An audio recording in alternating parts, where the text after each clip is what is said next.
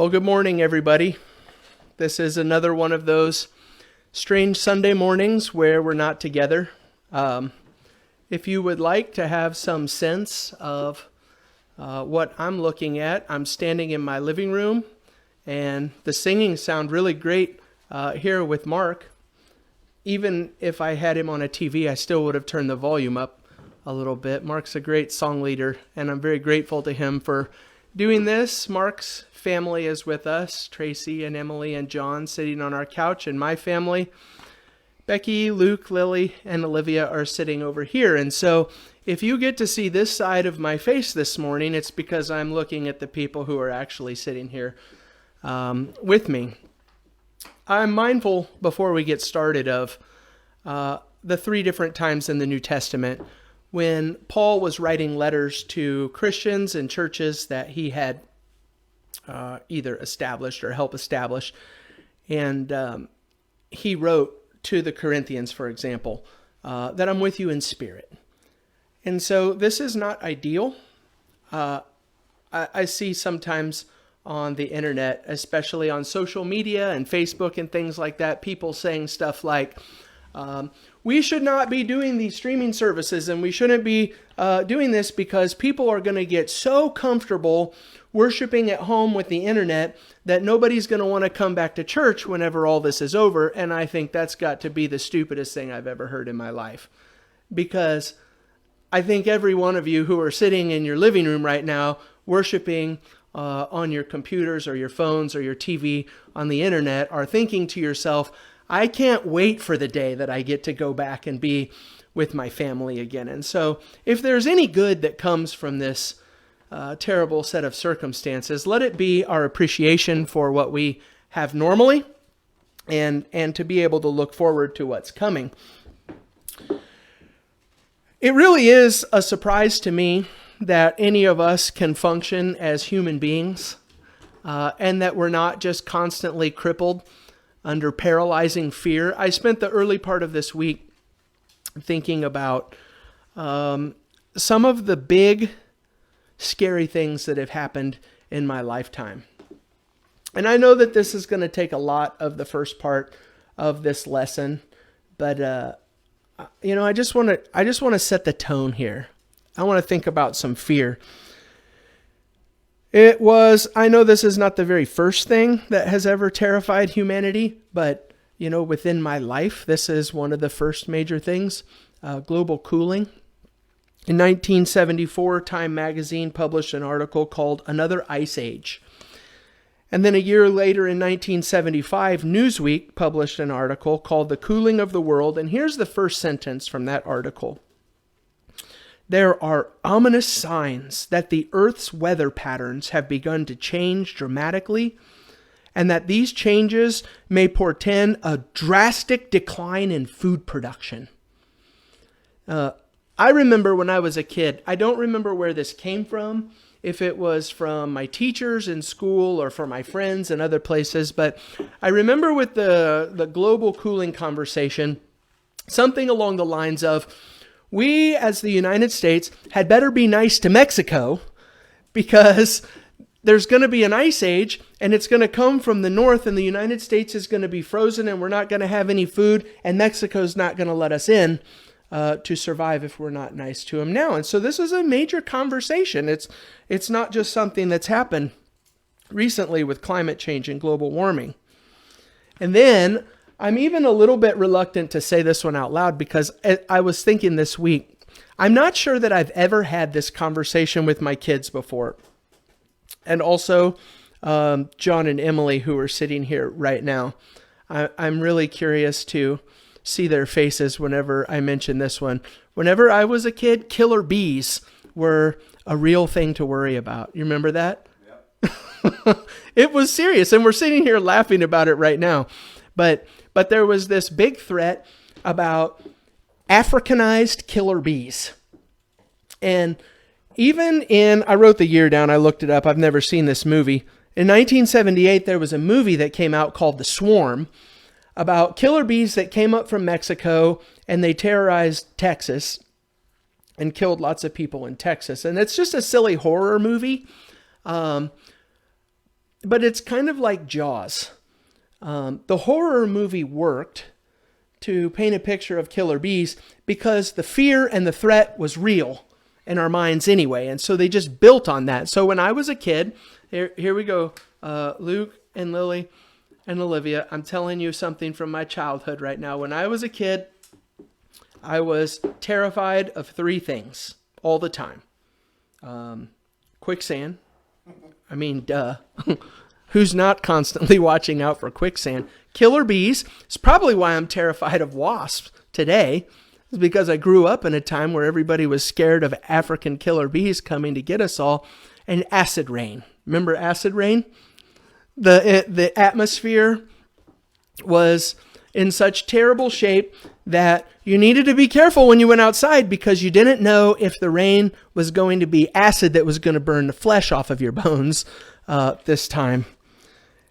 We live in a scary world, I guess. In 1968, Paul Ehrlich wrote a best-selling book called The Population Bomb. And this is a Wikipedia description, the very first sentence on Wikipedia describing the book. It predicted worldwide famine in the 1970s and 80s due to overpopulation. And so if you are a person who loves other people, and if you love your family, and if you love the planet, don't have any kids. And if you're super selfish, only have one kid. Because there's going to be too many people in the world, and there's not going to be enough food to feed everybody. It's terrifying. I mean, seriously, that's a scary thing to be happening in the news and the world around us. Oh, I got behind on my slides. And then there's nuclear holocaust. I'm not talking about the Cold War and the fear of what was going to happen during that time, but specifically in the 80s. In 1983, there was a TV show that came out called The Day After. And it was really popular. Have you guys seen it? Have you at least heard of it, The Day After? It was really popular. It had extremely high ratings for the day. But in addition to the high ratings, The Day After is about full-scale nuclear war between the United States and the Soviet Union. And the reason why this is a TV show that I care about is because it was about the missile silos and the people who lived around Lawrence, Kansas, and Kansas City, Missouri, and what it was going to be like for them when nuclear war happened. Well, I grew up in Kansas City, and so it was nothing in my childhood to hear people talk about the secret nuclear missile silos and what it was going to be like. Some of the stuff that this movie put into our minds. And then there was Y2K. Y2K was a really big deal. Luke, do you know what Y2K is? Yeah, see, we'll need to explain, I think, Y2K. Leaving the 1990s, all of the computer systems had their years set on the last two numbers of the year. And so it wasn't 1995, it was 95. And so the computer said 95, 96, 97, 98, 99. And the big fear and the big question was on January 1st at midnight in 2000, when all of our computers go from 99 to 0, our computers are going to think that the year is 1900 and not 2000. And so you sit there and you're like, okay, so what's the big deal? Well, here's the big deal. You know what it's like when you go into Walmart or another grocery store and there's a power outage and the whole store shuts down and you can't check out and the lights go off and everybody panics? Imagine that on a big global scale. The computers are all going to break, and our banks and our investment systems and our governments and our militaries and all of our computerized equipment, medical equipment, people in the hospitals who are hooked up to medical equipment, even elevators. Anything that's connected to a computer, the fear was at midnight, January 1st of the year 2000, the world is going to explode because the computers don't know how to process Y2K, the year 2000. I mean, we could do this all day. Every single election cycle, literally every single election cycle, what was it, 12 years ago? Obama's a Muslim, and he is a plant, and he's coming into our country for the specific purpose of destroying our American way of life. And you lay down at night after listening to this for the last several days. And then just 4 years ago, my own kids came home from school saying this. I didn't put this into their head. Trump is going to start World War III. And so now we're back to nuclear holocaust, and we're getting ready to go into it again with another election cycle. And this is what I'm talking about with this constant sense of fear. It is paralyzing, and it's exhausting, this stuff that we live with. It really is an amazing and miraculous thing that any of us are capable of being functional human beings in this world that we live with. And we're not even talking about like the little day-to-day stuff. We're just talking about the big stuff that rules the news. We're not even talking about our own fears that happen in our personal life. This conversation makes me think of the movie The Help,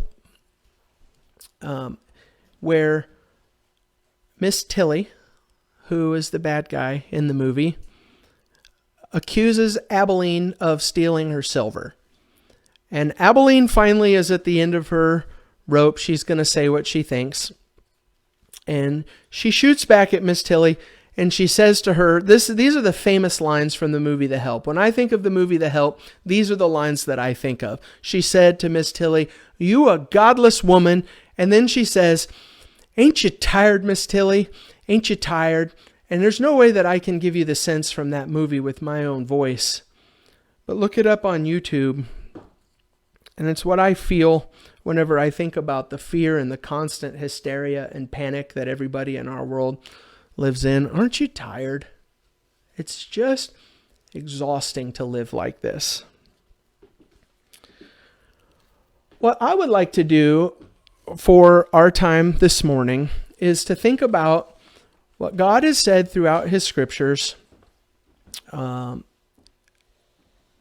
His people for all time about not being afraid. It's not something that God said only once or twice or 3 times in the Bible. I tried to do a count because Paula sent me a text message last week, and she saw a sign, I think, at some church building, and it said that God said in the Bible 365 times not to be afraid. And so I was looking at it, and I was trying to find it. It's really hard to come up with a count. I'll give you just a couple of them. 33 times in the English Standard Version, God says, "Do not be afraid." But here's what makes it hard to count. 37 times He said, "Do not fear." 33 times He said, "Fear not." And now you need to look for the words terror and panic. And there are so many different descriptions of what God said not to do and not to feel that it's hard to get an accurate count. I really do dislike doing this. I don't want to seem this morning like I'm just reading a concordance at you.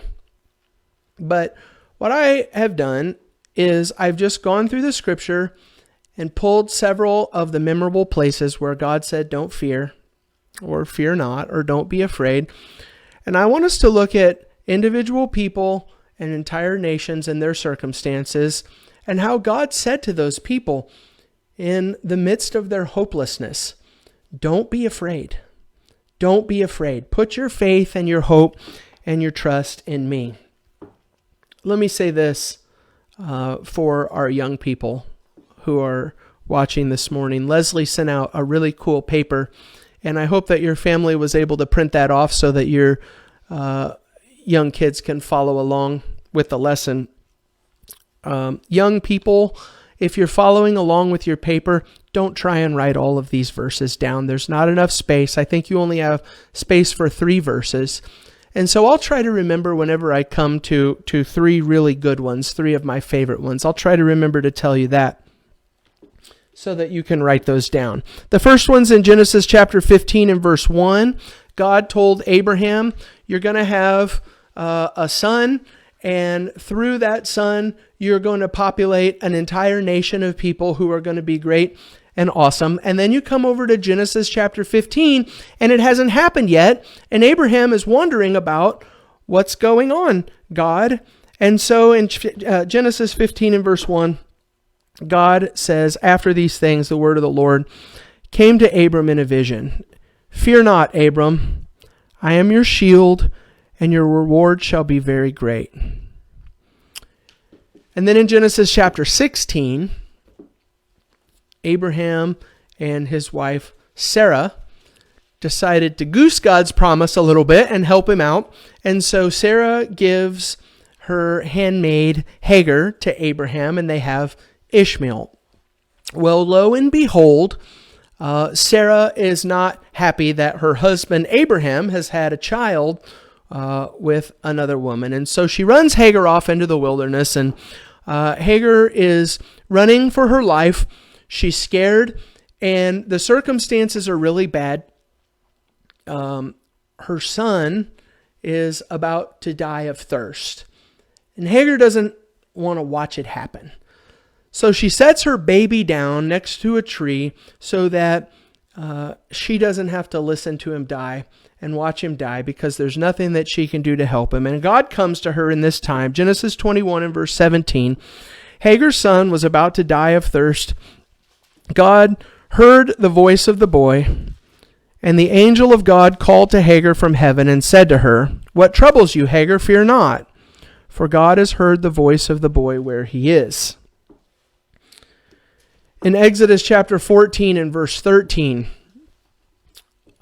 after the 10th plague, Pharaoh finally decided to let the children of Israel leave Egyptian slavery, and so they left and they ran. But like all of the other times throughout that story, Pharaoh's heart was hardened, and he decided to pack up his army and chase the children of Israel. And so imagine that you are Israel, and the Red Sea is on one side, and the Egyptian army is on the other side, and they're coming to kill you. This is what God says to them in this circumstance. Moses said to the people, "Fear not. Stand firm and see the salvation of the Lord, which he will work for you today. For the Egyptians whom you see today, you shall never see again." Don't be afraid.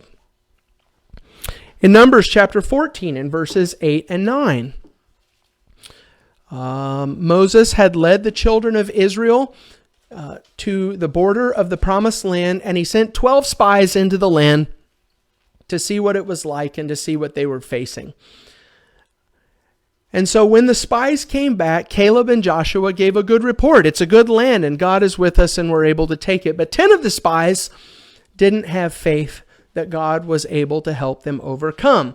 And so after the bad report of the 10 spies, Numbers 14 in verses 8 and 9 is what Moses says to the people. "If the Lord delights in us, he will bring us into this land and give it to us, a land that flows with milk and honey. Only do not rebel against the Lord." Listen to this. "Do not fear the people of the land, for they are bread for us. Their protection is removed from them, and the Lord is with us. Do not fear them." Don't be afraid of your personal or national or worldwide circumstances. God has said over and over again to his people. They chose not to listen in this example. And so that generation wandered for 40 years in the wilderness and died. The next generation came up. They were standing on the cusp of the promised land. And here is what Moses says to them as they get ready to enter into the land. In Deuteronomy chapter 31, beginning in verse 6, "Be strong and courageous. Do not fear or be in dread of them, for it is the Lord your God who goes with you. He will not leave you or forsake you." Hey, for the young kids, this is one that I would write down. Deuteronomy 31 and verse 6. "Be strong and courageous. Do not fear. The Lord your God goes with you. He will not leave you or forsake you." Then Moses summoned Joshua and said to him in the sight of all Israel, "Be strong and courageous. It is the Lord who goes before you. He will be with you. He will not leave you or forsake you. Do not be in fear and do not be dismayed. I'm just going to keep on going through the list. I have another page of these. I'll move a little bit quicker. After Saul finally got tired of dealing with David, he came to the end of his rope and he was going to ultimately kill David. And so David had to run for his life. In 1 Samuel 23 and verse 17, this is what Jonathan, who was Saul's son and David's friend, had to say to him. Do not fear, for the hand of Saul my father shall not find you. Don't be afraid, David. Young people, I would write this one down too. This is one of my favorites. In 2 Kings chapter 6, in verses 16 and 17,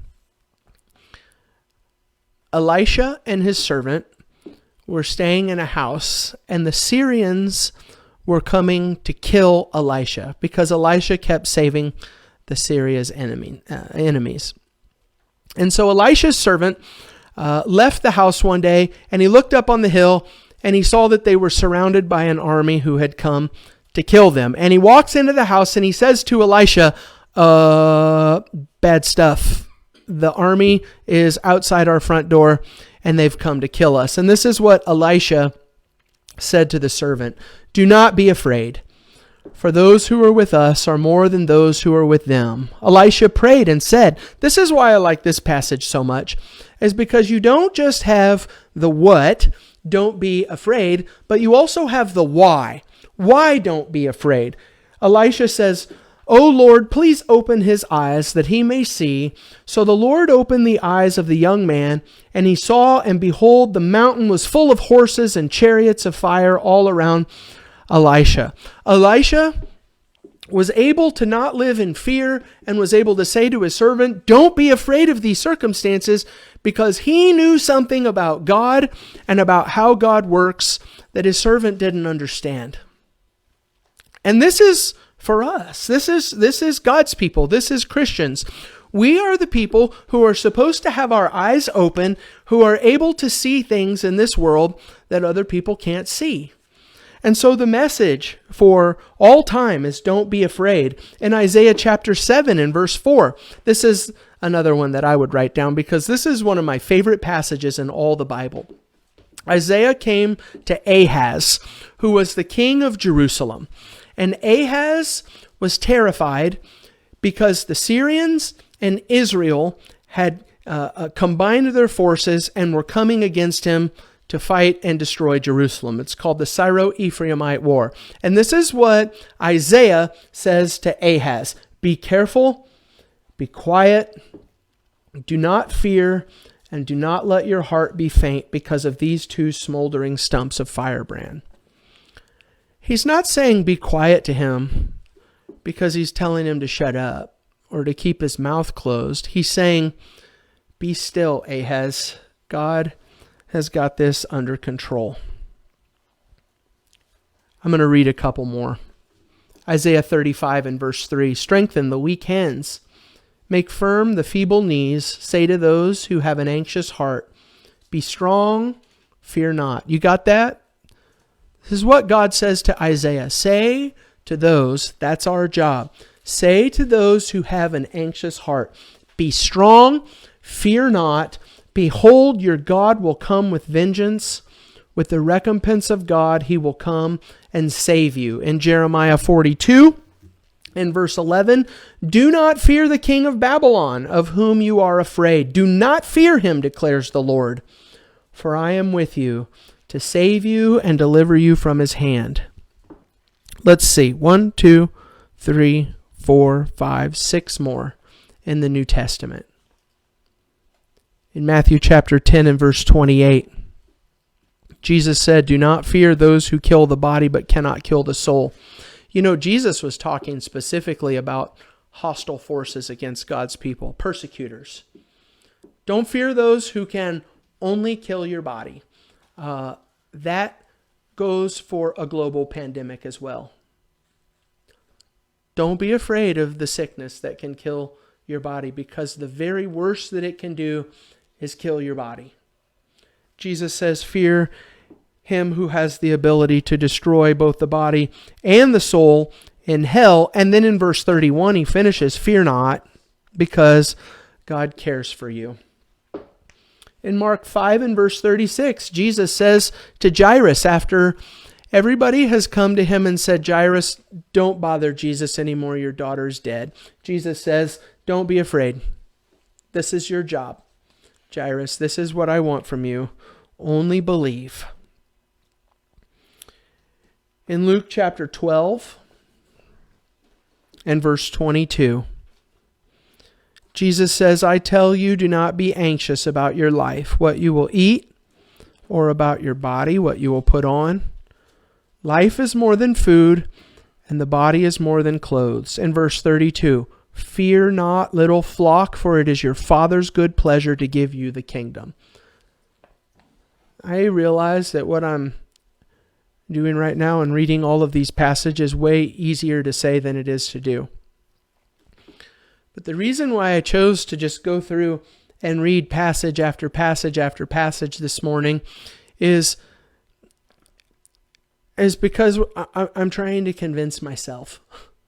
I'm trying to hear what God has said with global cooling and global warming and overpopulation and not enough food to feed everybody and killer bees and quicksand and nuclear holocaust and a global pandemic and the destruction of our economy. God says, don't be afraid. In Matthew 28 and verse 5, the women went to the tomb where Jesus was buried, and an angel met them and said, don't be afraid. And then in verse 10, Jesus met them and said, don't be afraid, because he had been risen from the dead. Two more. In Acts chapter 18 and verse 9, when Paul was in jail, God came to him in a vision one night and said, do not be afraid, but go on speaking and do not be silent.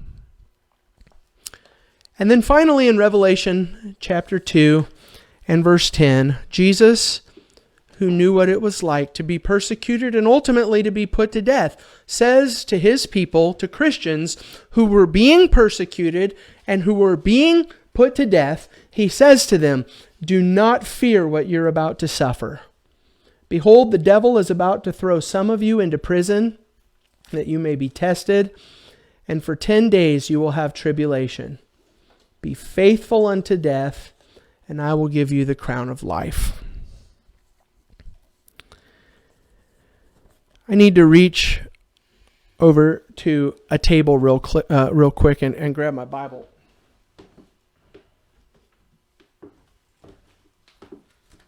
I'm going to open up to Daniel chapter 3.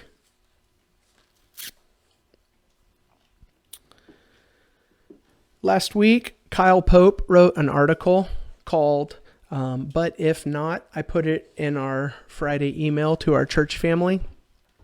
And the but if not comes from Daniel chapter 3 with Shadrach, Meshach, and Abednego. As they were standing before Nebuchadnezzar, being told to bow down and worship his gods. In verse 16, Shadrach, Meshach, and Abednego answered and said to the king, O Nebuchadnezzar, we have no need to answer you in this matter. If this be so, our God whom we serve is able to deliver us from the burning fiery furnace, and he will deliver us out of your hand, O king. In verse 18, but if not, be it known to you, O king, that we will not serve your gods or worship the golden image that you have set up. This is a perfect picture of what it looks like to be a child of God who doesn't live in fear. They were standing in front of the most powerful man in the world at the time, and they were bound, and the threat of death was right in front of their faces, and they were being told to do something, and they looked Nebuchadnezzar in the eye, and they said, hey, God can save us from these circumstances, but even if he chooses not to save us right now, we're not gonna forsake him. We're not gonna stop serving him. The reason why I refer to Kyle Pope's article and that a specific situation in Daniel chapter 3 is because the sentence or the words, "but if not," remind me of a sermon that Martin Luther King Jr. preached. And the title is "But If Not." You can find it on the internet if you just YouTube, look it up, whatever. Go to Google, Martin Luther King Jr., "But If Not" sermon. I'm almost ashamed to read it off the paper because, well, if you listen to it, you'll hear why. I don't preach like Martin Luther King Jr. This is what he said in 1968. "I say to you this morning that if you have never found something so dear and so precious to you that you will die for it, then you aren't fit to live. You may be 38 years old, as I happen to be, and one day some great opportunity stands before you and calls you to stand up for some great principle, some great issue, some great cause. And you refuse to do it because you're afraid. You refuse to do it because you want to live longer. You're afraid that you'll lose your job, or you're afraid that you'll be criticized, or that you'll lose your popularity, or you're afraid that somebody will stab you or shoot at you or bomb your house. So you refuse to take the stand. Well, you may go on and live until you're 90, but you're just as dead at 38 as you would be at 90.